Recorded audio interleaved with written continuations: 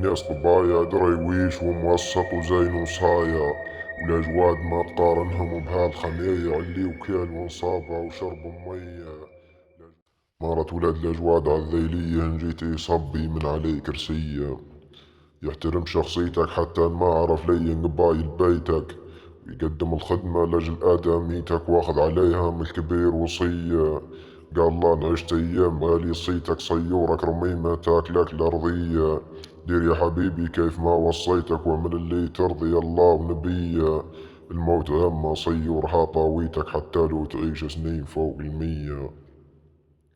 مرت ولد الأجواد عالذيلية إن جيتي صبي من علي كسية، الناس فيها مفارق واشكالهم عديدة والحشم في العرق، خلقهم المولى بين بيض وزرق ودارهم شعوب وكل حد من فيا، والناس تختلف من غرب هالشرق بلغوة ودين وشكل وانسانية، وسخر مجانهم والرعد والبرق خلقهم اطوار اطوار موش سوية.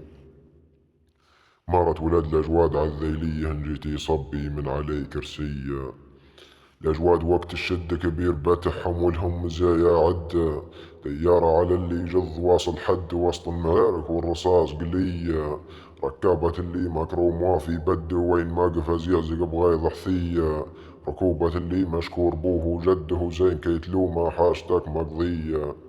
مارت ولاد الأجواد عالذيلية إن جيتي صبي من علي كرسية، الناس طبايا درويش وموسط وزين وصايا، والأجواد ما تقارنهم بهالخمية اللي وكيل وانصابة وشرب مية.